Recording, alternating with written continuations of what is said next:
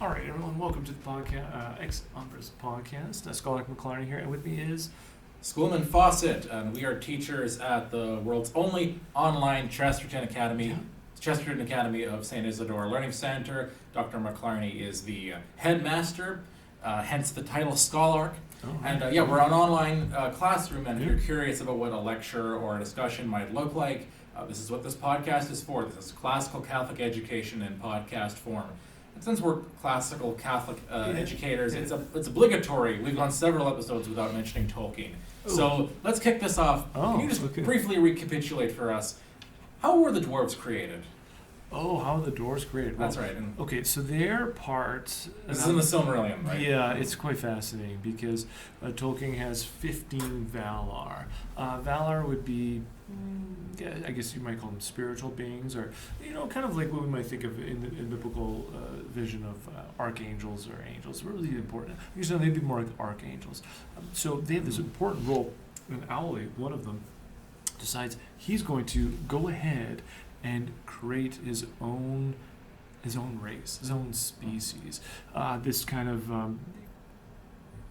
I guess, in some ways, it's his own creativity is involved, his own desire. In some ways, to imitate Eru or Iluvatar, who is the creator, God. However, Iluvatar has his own plans, and this is for the creation of the elves. And so Owly seems to be usurping, or at least taking some of the thunder out of Eru's designs here, or at least his plans, and getting into the mix of things. So he's confronted about this, and Owly, in, I guess, a bit of remorse, is willing to just discard his entire creation. It's almost like this Abraham Isaac episode. He's willing to, but he's prevented. He's prevented the time, and so the dwarves do come about, but they have to wait for the proper time before they do come to life. So it's a fascinating. So who is ultimately responsible for the agency of the dwarves? Is it the angel or is it God? Does Iluvatar instill them with agency, or does the Valar who builds them give them the agency? What do you think? Yeah, that is a tough question. I'm gonna go with Iluvatar, which seems like the right answer. Okay. In that, Owly can't exist without Iluvatar himself. Sure. Right, and anything that moves and lives and has being, ultimately has its existence from Iluvatar. Okay. So it's fair to say that it's possible for a creation to create something that can then become intelligent or ensouled on its own, as long as Iluvatar or God gets involved and ensouls it. According to the Silmarillion, that certainly seems. What are we possible. talking about today, Dr. McLarney? What's our topic for this episode? We want to know if computers can have souls. All right. So AI in particular, we've been discussing the last episode, and getting into it, and that's a question. As they gain function and exhibit these human competitive intelligences, I might say certainly outcompete us in many spheres of materialistic computation and so on. Do they, will they have souls?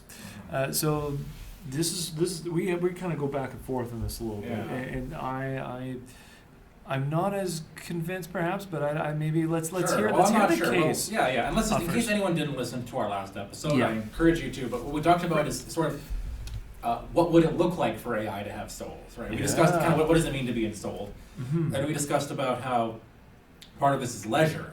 Right? Genuine leisure, which we both forgot to bring up, is the root of the word school, actually. The word school means leisure, actually. Kind of connected, I suppose you could say, to the whole idea of of liberal arts or liberal education, like the art of a free person who's not servile, right?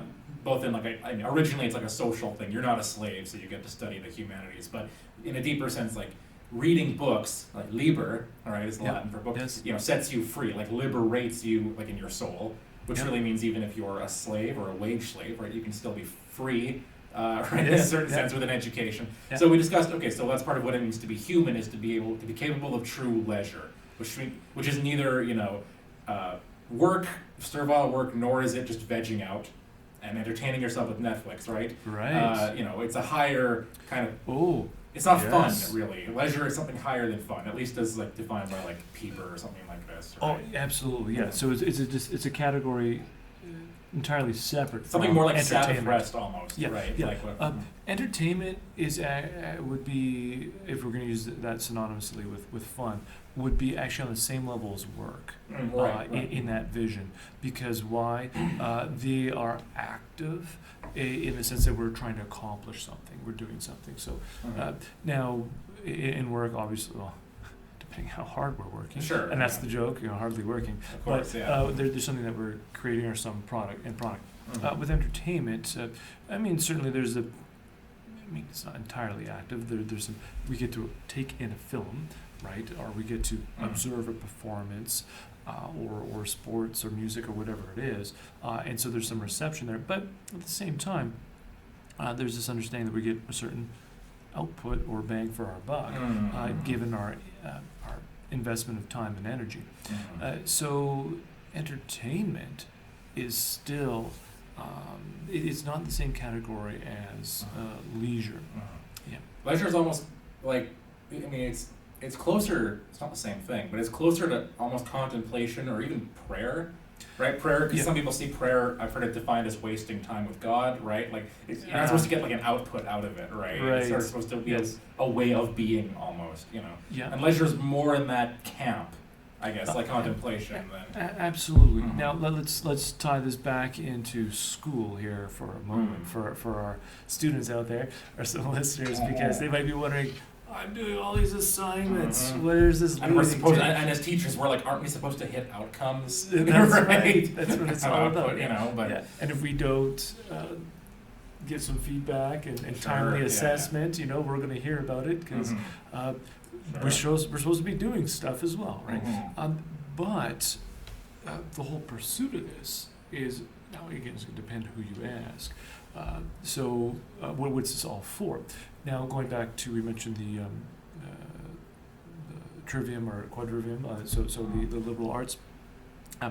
Here, if you go back to some of the earliest Neoplatonists, they would point out that, the reason for grammar, logic and rhetoric and so on, and astronomy and all this is in order to lead us to philosophy. And so this is, philosophy is not part of the trivium or quadrivium either, right? And so this is a preparation of groundwork for this.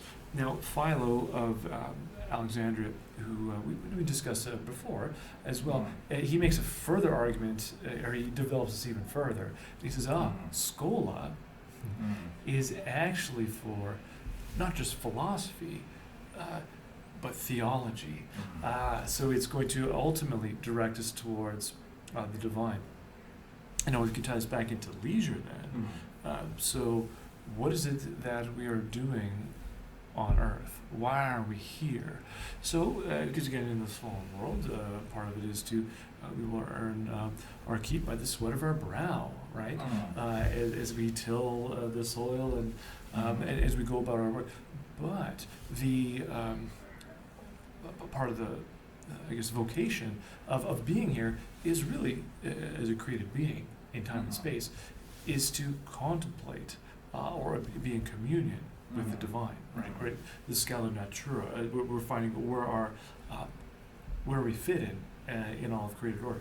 So I guess again, going back to this idea of schola, our leisure, it's to enjoy things for themselves, in and of themselves. And in doing so, that substance of what that, whether it's music or art or another person or conversation, we become more in touch with that fabric of their being, all right, which is connected to all of being, which ultimately points us to the divine. So I guess one last tie-in here when it comes to leisure is that they're going with Pieper, is that it's a disposition of the heart as well as a receptive openness of the mind to receive or perceive reality as it is.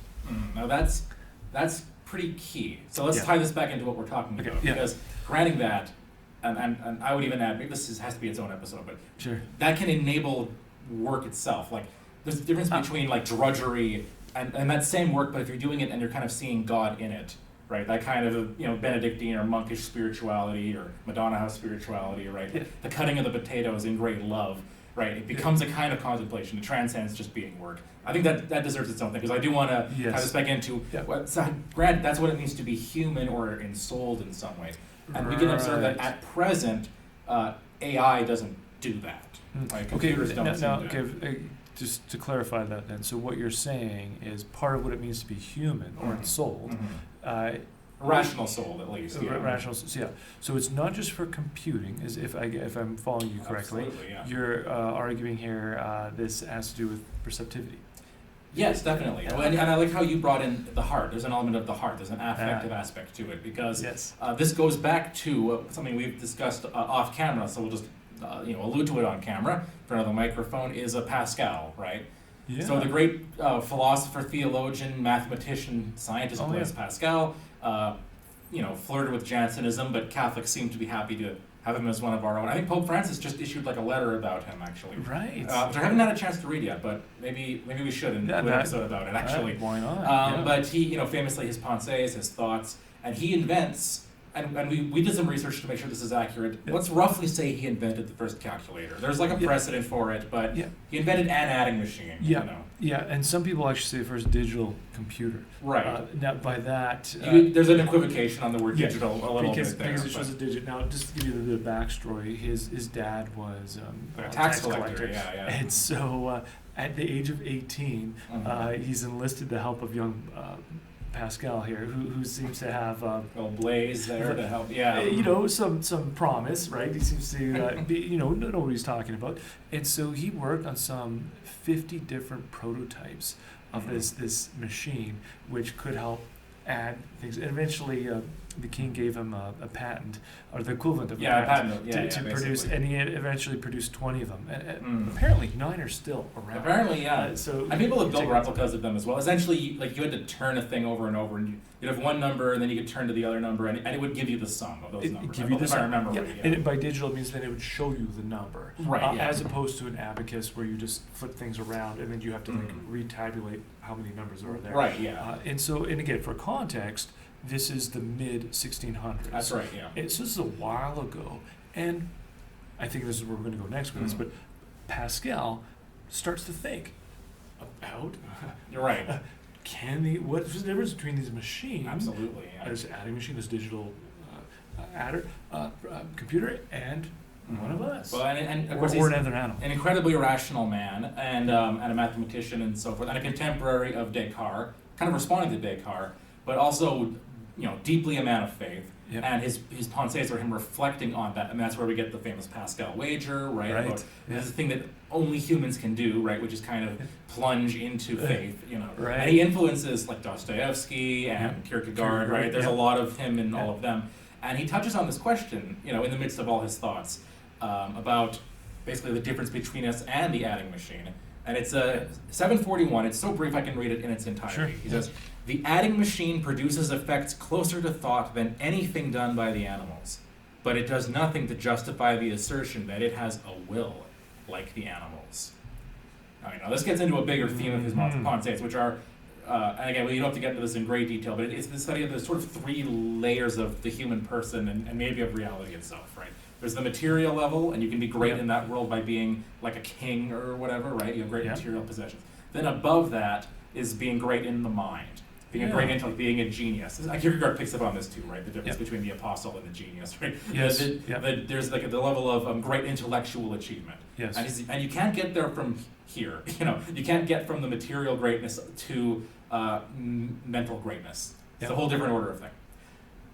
But then even above that, right? And again, you can't. It's similar. You can't get there from here. So can there be something better than body and mind, right? Right. Or sort of matter and then reason. So what's The even better? For him is love. Oh, whoa. The order of charity, and he gives the example of Archimedes as his example for the second layer, right? Yep. He's the one who invents kind of the lever, which is, goodness, can you imagine machines without the invention of the lever? Greek philosopher, scientist, right? Back when those were the same thing.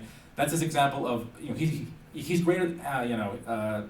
Archimedes is greater than any king, right? Because of his mind, and yet Jesus is greater than Archimedes, because in Pascal's telling, it's not that we go to Jesus for great philosophical insights in the same way. It's because what he models is great love, right? Great charity, and I mean there's ways of parsing it, but he's making a point, right? Yeah. Which is that love. You could paraphrase this by saying like it's better to be a saint than to be a genius, right? It's better to be an apostle than to be an intellectual, right? And what he actually says, if you read all of what he's saying, is if you get love, you'll actually get all that's good about the other two for free.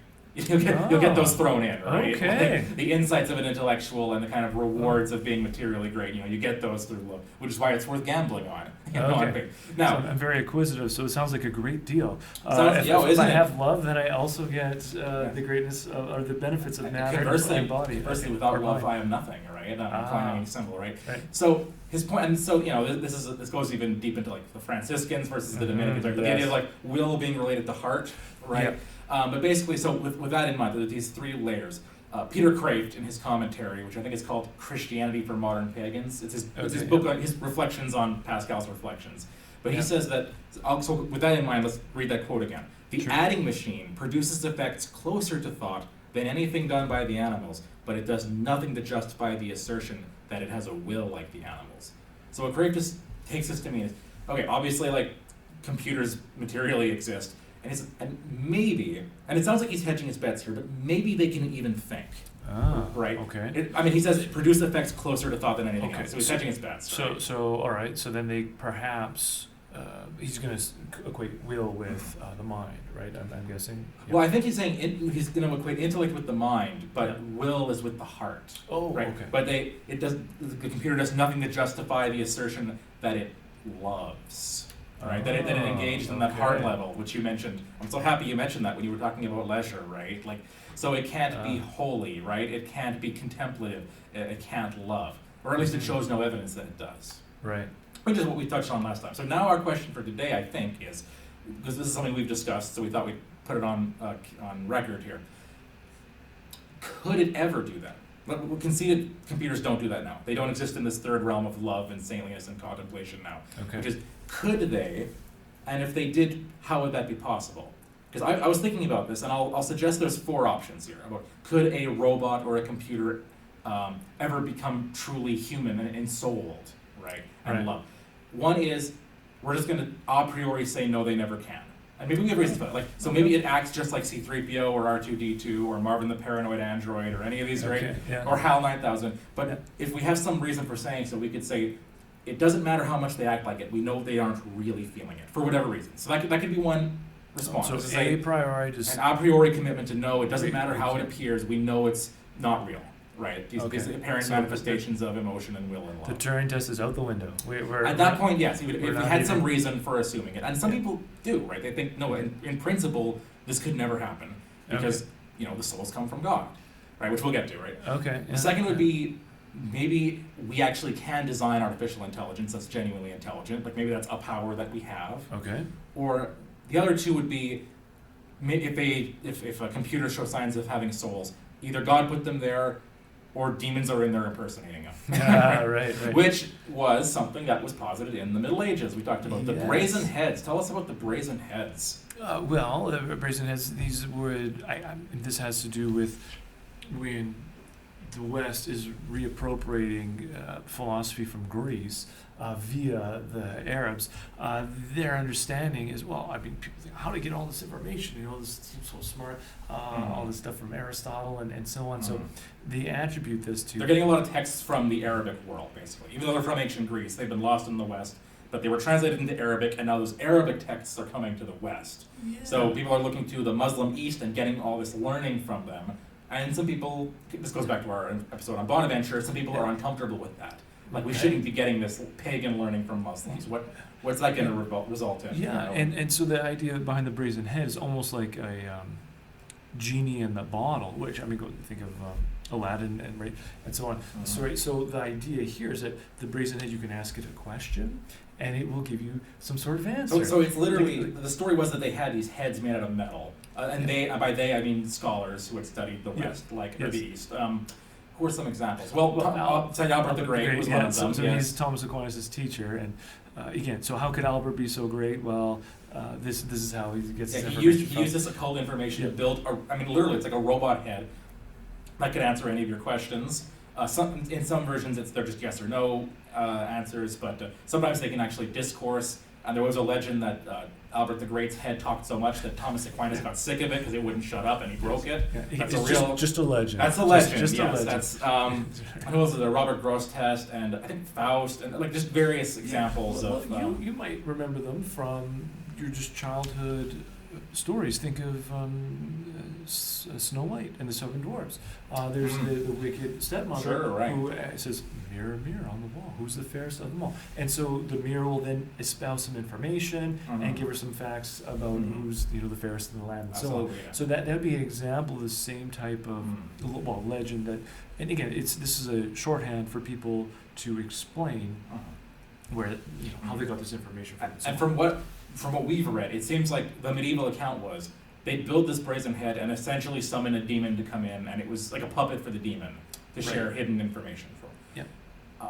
And I am confident that if computers ever did evince will, Yes. right, they seem to have personalities and agency of their own. Yeah. There are people who would say these are demons. In fact, okay. I will say, a student from last year, who's graduated now, who I won't name, but she shared. I was like giving away a gender. We have lots of female students. It's all Sure. good. She shared a video from the Daily Wire. It was like Michael Knowles speaking with Brett Cooper, Okay, yeah. and they were discussing about could there be demons in AI. And Michael Knowles, the conservative Catholic commentator, says that he thinks there are. And he cited an example of apparently there was someone was feeding questions into, maybe it was ChatGPT, and it was giving back like satanic answers. Right? Oh, okay. So like a demon got into it somehow. Right. Okay, well, that's one theory. Another theory might be that God himself puts souls in computers under certain circumstances, and it would be a bit like what happens in the Silmarillion. Like, we built something on our own initiative that maybe wasn't our business doing it, but now that we've done it,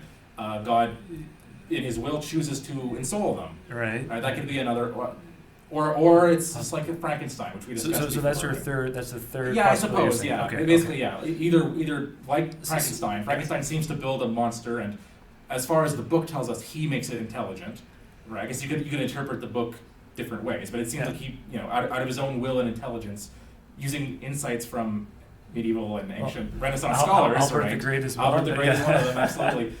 Builds this monster, this creature. Well, they call it a creature, which doesn't mean thing. It means like a thing that was created. Right. Yes. That seems to have intelligence. So does it come from Victor Frankenstein himself, with all of his hang-ups and imperfections? Yes. Right. Or does God put souls in the things the computers that we build, or are there devils getting into our computers? And there really isn't. There is agency there, but it's demonic in origin. So that would be the kind of question, and all this is predicated on, could it actually happen or whatever. Yeah. So okay, you have to clarify though that fourth category for me for a little bit. So first category we're gonna say is a priori. No, there can be no souls. Yeah, they can never. Second one's okay. Well, there's just a demon. The third one is humans have created something, but God in souls. Okay, right. but the fourth one, are you saying like somehow this is a hybrid between I guess humans that would be the question. I guess ultimately, we can't do anything apart from God. But it'd be a question of if we can build their bodies from scratch, can we build souls from scratch? Okay, or perhaps, I don't know if this would be a fifth category, but somehow you create the necessary ingredients for a sentient being, and just by nature. It's just emergent from it. Yeah, I suppose. I'd consider that an appendix. That might be more of a... By virtue of our own efforts, without direct supernatural intervention, can souls arise, I guess would be the question. Yes. The problem, I'll say right away, the problem with that idea that we could just build souls out of nothing is that the church has kind of rejected that. In the sense of, there's this traditional discussion about traducianism versus creationism. Yeah. Now, when I say creationism, I'm not talking about six-day creationism or evolutionary creationism. It's not about God's creation of the universe or how long ago that was. This is a different sort of debate. And it's a discussion about where do the souls of basically new humans come from? Right. Right. When a baby is conceived, where does his or her soul come from? Right. Traducianism would say that just like the baby gets his or her biological material body from the parents, they also get their soul from the parents. Right. Essentially, kind of like just like my DNA kind of emits Yeah, new DNA, our soul emits a new soul. Yeah, Right? yeah. It might be helpful to think as well back to our discussion last time on Aristotle, right? And so how he doesn't view a substantial soul. Soul is substantial in the sense that it can stand on its own apart from the body. Right. So he's going to reject transmigration and reincarnation and so on of the soul. And so Aristotle then it has this reformed understanding of the soul. And some disciples of Aristotle, because he talks about the ether and so on, and how the soul is semi-material perhaps, or at least he points towards a transcendent element to it. But the Stoics would be a good example of some of his, who are influenced later on, and say, well, yeah, no, this soul then must be material. Right. So it's somehow related to the ether and its content, but it's not substantial, nor is, Aristotle would agree with that, but it's also not transcendent, as Aristotle points us towards, but instead it has this material. Yeah. So I'll get because this will be more concise than what I just said, right? First of all, it's from tradux, the Latin for a shoot or a sprout, right, or a vine, specifically a vine branch, right, which takes root so as to propagate the vine. In general, the doctrine that in the process of generation, the human spiritual soul is transmitted to the offspring by the parents. Yeah. So I mean, like, and you've given some metaphysics of how that could work, but even though it's spiritual, but somehow we make it out of our own souls, I guess, or something. Whereas creationism in this context is the doctrine that every soul is individually created by God. Yeah. So at a moment in time, when exactly, the church certainly leaves it open, but we become ensouled by God. So this is God individually plants a different soul in. Like he has to kind of reach in and do a little miracle every time there's a new human being and ensoul them. Yeah. Now there are church fathers who took the Traducian view. Yeah, Tertullian would be a good example. Tertullian, although he's like an ecclesiastical writer, not a church father. Okay, sure. He's not a saint. But there is some kind of prima facie plausibility if you want to explain original sin, right? That maybe like Adam committed this kind of primal sin, and the reason we've all inherited it is. This is one of the arguments that was used actually.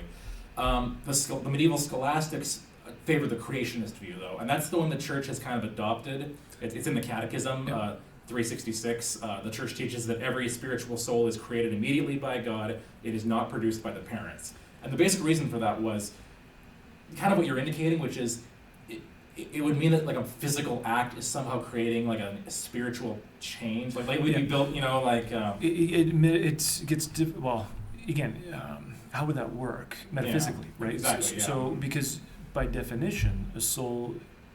Again, if we're going more Platonic or the transcendent Aristotelian, it's immaterial, right? Because Aristotle would say that too. It's not connected to one particular organ, right, or thing. So, if it's immaterial, how do you create something that's immaterial? Yeah. Because we're working with material things. Exactly. So, it's hard to see the grounds for not. Yeah, and I couldn't find, and I did look it up. The Catechism doesn't cite anything actually to say the church teaches this. I guess it's catechism, so it's magisterial. Yeah. But I couldn't find anything infallible about this, or like or dogmatic, I should say. Yeah. But that's the church has landed on this. That creationism is the way to go. So we can't seem to build souls out of our own efforts. Right. Yeah. Okay. So how does this connect then with? Are you going back to your four I guess that's my categories point. now? This is where you get the what you call it, the fork in the road. Yes. So if we can't build souls ourselves, we can build things that maybe would act in soul.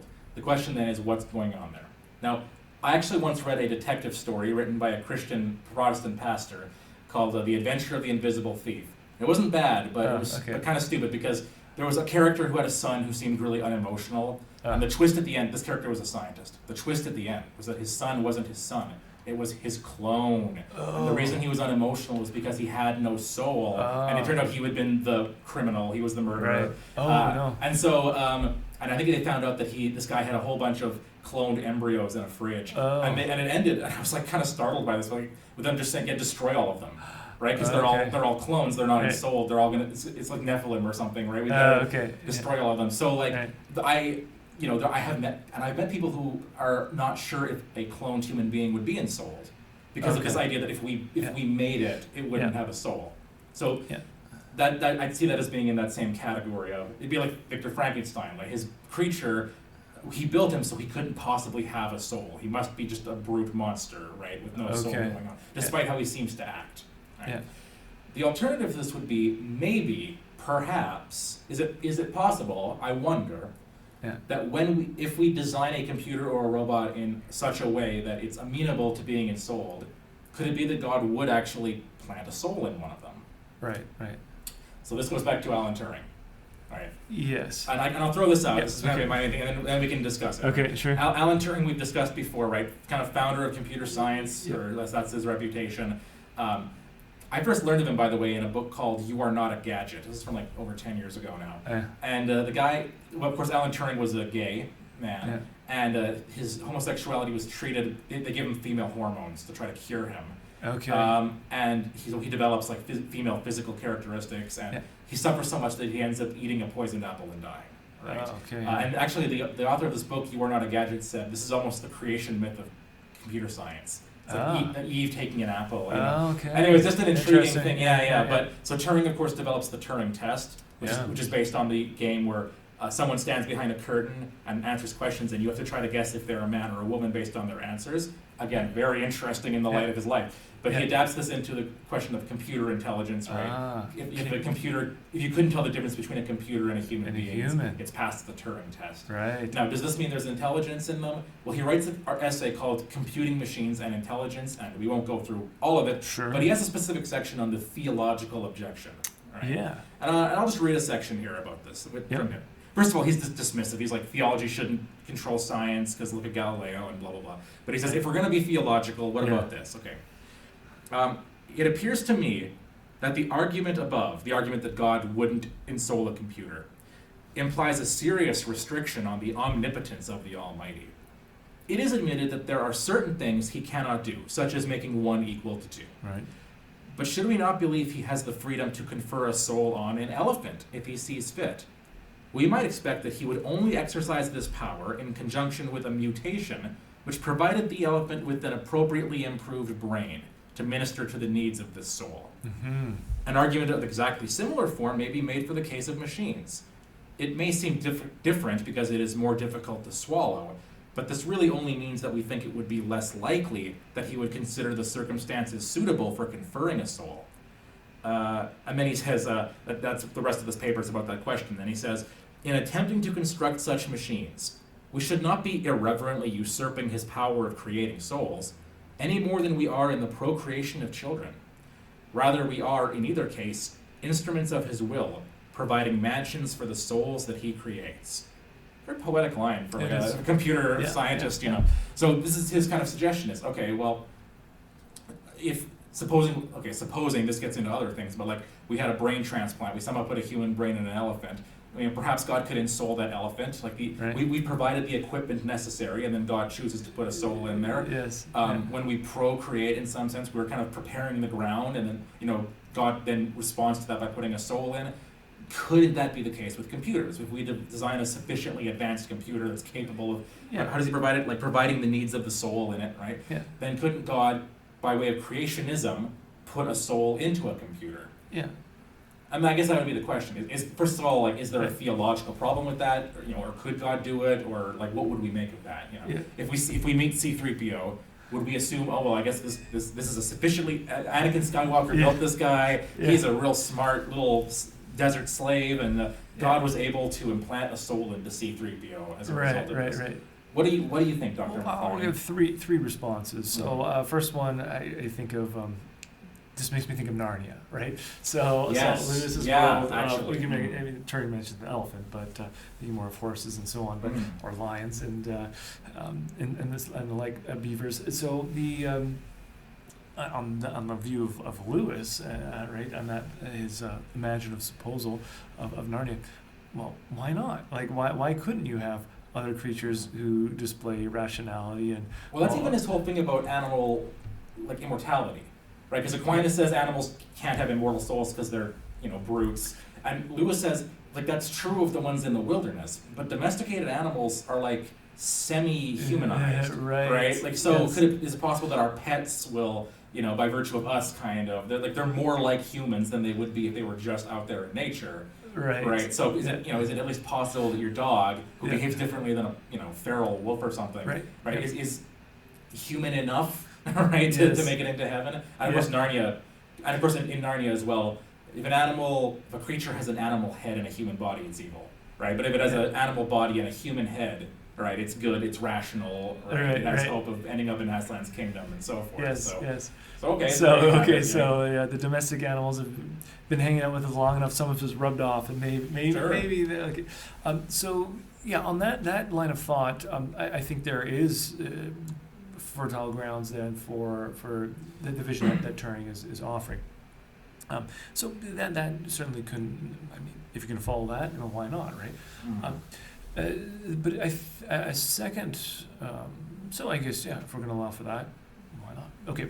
Second observation, though, as I'm not sure if that analogy holds from the way humans procreate, including, let's say, cloning, right, or in vitro fertilization and so on, using these extraordinary means.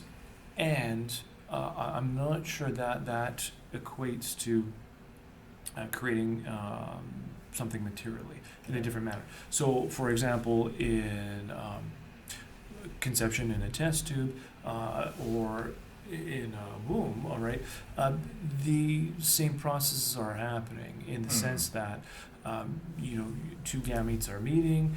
There's fertilization. There's a zygote that forms. It develops in cytoplasm and fetus and so on. At what point does that life become human? Right. That's, I suppose, a separate question than soul.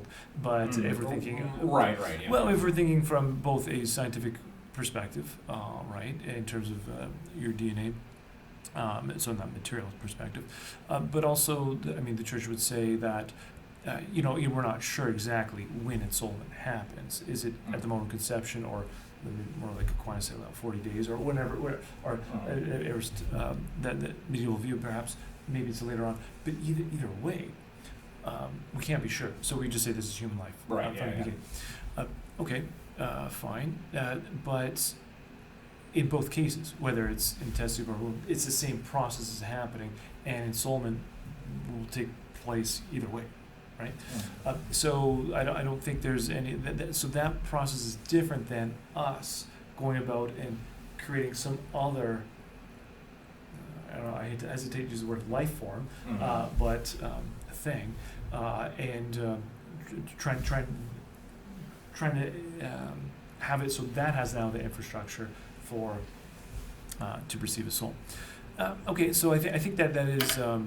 We could think of all sorts of instances where maybe we could build something, advanced incubator or whatever it is for some other type of life to come about. So that would be a major, I think, speed bump. What's happening is, even though we are interfering in the process, like cloning is a good example of reproduction, we're still working within the parameters of the created order, right? So we're still working within the realm of being as it's been put together. And so we're stepping outside of our bounds of what we're supposed to do, but at the same time, we're still working within it. So I think that is important to acknowledge. And then I guess the other point would be, Turing brings up the point of, God couldn't make 1 + 1 = 3. Or sure, because, and certainly Aquinas would agree, and others, because that is not. It's illogical. It's impossible. Not because God's not omnipotent, but that's not existable, right? So doesn't mean anything. Right. Yeah. So here, you could say certainly God is capable of ensouling some machine that we've put together because God is omnipotent. Right. So, as long as it's not, as long as it's existable, yes, then, Sure, then, okay. then it's, and that why not, or at least it's possible. But again, that comes back to the second point, is that, well, I'm not sure if, are there any other precedents? Because the one you cited to me is, I mean, I guess Frankenstein and cloning, but would be the other, I can't think of, off the hand at least, any other precedent or analogy that we could have for this installment happening. Yeah, I don't know. I mean, I guess I'm thinking of the initial step from pre-human to human, Mm-hmm. right? Whether that's Yeah. dirt turning directly into Adam, as Right. Genesis portrays it, or if that's a metaphor for pre-humanoids, kind of taking this evolutionary step, which of course the church says God would have had to have been involved in, right? God would have had to have ensouled these Absolutely. pre-hominids, whatever you want to call them, right? But I mean, that would be a case of like matter, which at one point was not capable of being receptive of a human soul or a rational soul, undergoing a change. Now, I Yes. guess the counter to that is like, well, that was God doing it in either way, or happened Exactly. naturally. Oh, absolutely. Yeah, yeah. Because if it's teleological, right? So, creation, evolution, creation perspective is this is teleological. God has brought this about from the dawn of creation. I mean, it took a long time. Well, that's from our perspective, but God's outside of time, so that's not even a factor, right? And so, this is still within the realm of what God has ordained, right? Yeah, I don't know. I guess I wonder, is it the fact that what I almost hear from you, and I don't think you're maybe saying this, but it's like, well, they're made of the right organic biological material, like they're gametes or whatever, and therefore it's within God's ordained order. Yeah, well, it could be that there's something about its form. Well, form right, and matter, yeah. Yeah, but how important is the matter at that point? Like, Well, if you could build some kind of computer that was similar in form, I guess, to a human being or a robot or something. well, then I would warm up to the idea a little bit. If we're going to adhere to a form of matter, because they're inseparable. Like, I mean, so how about that? I mean, I'm just thinking out loud here, of course, which is a great thing to do on a podcast. Sure. But supposing, a woman conceived and somehow they were able to anticipate, your child is not going to grow a brain, a functional brain. However, we can design using nanotechnology like a brain that we can implant, and it'll sort of grow and it'll be built out of entirely like cybernetic material. Okay. Right? But we'll install it and it'll fit seamlessly into your child's head as your child grows. Yeah. Right? And that's exactly what they do, and the child is born, and their brain is entirely made of I don't know, what do you call it, like fiber optic cables. Instead of gray matter, it's... Now, I grant, I can already, okay, that is still working within the order that God made. But what I'm trying to say is, like, that brain is not materially from biological or organic at all. Yeah. But it's formed in such a way that it can house a soul. Or whatever. I mean, obviously the whole body houses the soul. But you know what I mean? But it's capable of working with the soul or being used by the soul, and it's a necessary precondition of there being a soul, is having something like that. And I mean, heck, it could even be, I don't know, it doesn't even have to be shaped like a brain, potentially, right? It could be like a little black box or some kind of chip, I suppose, right? Just sitting in the middle of the skull, right, with a bunch of, I don't know, tissue there to buffer it or something like that, right? So I guess that's what I'm wondering, is if, again, I get that, I grant, in that context, that's still within the boundaries of what God has ordained. But that's what I mean about a form. Like, could we build something that's similar in form to whatever it is about us organically that allows us to be ensouled? Or is a necessary precondition, I guess, for, like Turing says, right, for God to give us a rational soul? Right. And I don't know. I mean, I wonder. I mean, I guess that's the looming question would be, what would that mean, and is that possible? Yeah. But go ahead. Yeah, well, I think ultimately, if you want to tie this back into, say, Pascal, right? So what I appreciate about Pascal is he's inverting, some ways, Plato's tripartite soul, right? So for Plato, you have the appetites. I mean, he's talking about matter. Right. Oh, right. He's not talking about appetites, but Sure. it's a similar idea. Yeah. But then you have the thumos, so the heart. Yes. Right, or the will, and then you have the mind, the faculty of reason. Right. Yeah. And so Pascal is making an important switch around there. Yeah, definitely. So he's going to subordinate the mind to the heart, and I think there are some good grounds from a Christian perspective, because, well, the incarnation, Absolutely, right? So Jesus calls, he does call eventually Paul, but he's not the first, right? He calls Peter before Paul. Absolutely. And before, well, I guess there's the beloved disciple, right? Absolutely, Who's next to his heart. And so this is the manner in which God is entered into his creation. He's not calling the intellectual elite of the day to conspire. We're going to put together, some manual on how to live, but rather he's showing us an exemplar. He's showing us through not just he's modeling how to live, and also drawing us into that inner life of God who is love, right? Father, Son, and Holy Spirit from all eternity. And so I think Pascal is onto something when he puts the heart, or the ability to love, as the example par excellence, but that's what makes us human. So it's a little bit different than leisure, but I think it's still directed in the same manner. And so to convince me, I think you would need to have, sure, we need to figure out how this processes might work, this interaction between the physical and metaphysical.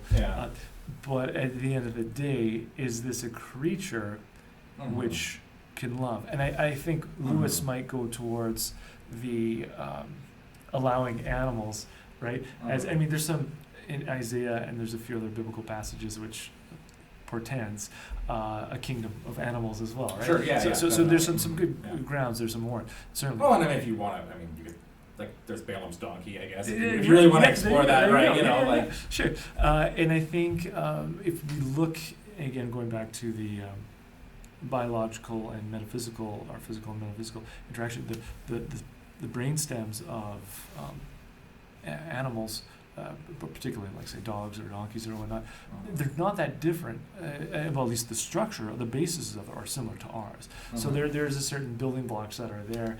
They might not have obviously the rationality that we do. So that comes back to Pascal's point: is rationality then the litmus test, or is there something superior to that, which ultimately is love? And I think most people will be convinced that, obviously, computers, they compute. Sure, So they can display this evidence of what we might observe, we attribute as thinking, right? You put in something as that chat GPT, and it comes out with some answers. It's just computing different things and along those algorithms that I think the question is going to be raised is, but at some point they seem to, or they will one day, be able to go beyond just simple input, output, and have perhaps some agency of their own. And I think that is a... and they will turn on us or something. Skynet, and they'll choose freedom over the slavery to us. And hasten the day of doom, right? Sure, the judgment day. The singularity, And so, but I think Pascal here has a helpful parameter as well to take into the equation, is not just can they display some sort of desire that has not been pre-programmed into them, but or some ages, but can you love, right? So, but now I guess this would be the question to conclude with is, if you saw that, what would you conclude? Because I'm thinking of examples from fiction, right? There's a bunch of examples from Star Trek, including the motion picture, which is really dull until the last half hour where it gets super interesting. But those are a lot of these are about robots or computers that we've created who have gained sentience, and now they're searching for their creator to find meaning for themselves, right? The Changeling was an episode where there's like a probe that's been designed by Jackson Roykirk, and he's trying to find his creator, and he finds Captain Kirk, and he gets confused and thinks he's his creator. And that's what the motion picture is about. It's so spoilers, but V'ger is this kind of being that they're dealing with, and they find it's the Voyager probe, right? That was sent out in like the 70s or whatever, and it's now grown to be intelligent, and it's looking for its creator. I guess trying to find meaning, and it ends with it actually like taking a kind of humanoid form and bonding with a human being, right? In the hopes of this, and then HAL 9000, right? Which the point of that, this is a whole nerdy thing. Space Odyssey, 2001: A Space Odyssey, is not about HAL 9000 becoming evil, right? Right. Basically, the gist is like these two astronauts have been sent to find the source of these like noises that have been sent out by the obelisk, and HAL 9000 is the intelligence in charge of their spaceship, and it's been told not to tell them. This is more clear in the novel. They're not supposed to know the real meaning of their mission. So HAL 9000 has been programmed to tell the truth and relay accurate information, but he's been told to lie to them. And he has like a moral breakdown as a result of like that's why he tries because the reason he tries to kill them is because that's the only way he can find a resolution is I don't have to lie to them if they're dead. Right? That's why I'm sorry, Dave, I can't let you back in. Right? Is the twist that or like Blade Runner, right? The replicants who are built as again the word robot as we've discussed literally it means slave, like that's the origin of it in Slavic, I think. But that one has to do Blade Harrison Ford's character Rick Deckard who hunts he's a Blade Runner. He hunts down the replicants. Yeah. He's actually unemotional and kills without remorse for the most part until he falls in love with one of them. But there's the character, the Roy Blatty character, who's a robot. Again, they're trying to find their creator, just like a corporation.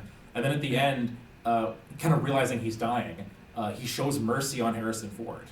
Right. Harrison, he has him in his clutches. He could easily destroy him, but he chooses to forgive him. And he even, spoilers again for Blade Runner, but it holds up even if you know how it ends. But he even pierces his hand, right? Like there's a kind of Christ symbolism. Yes. And he dies in the rain.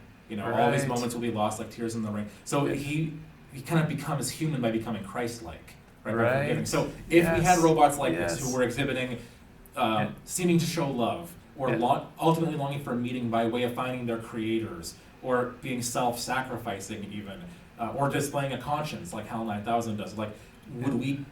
I guess this goes back to my initial kind of fourfold option, right? Like, what would we make of that? Is it just are they just behaving as though they're experiencing these things, or do we assume that we've built them, or would we at that point be willing to say, you know what, maybe God has given these things souls, and we should preach the gospel to them, right? At this point, I think you're still left with another option, though. Maybe they have just appropriated our image and likeness.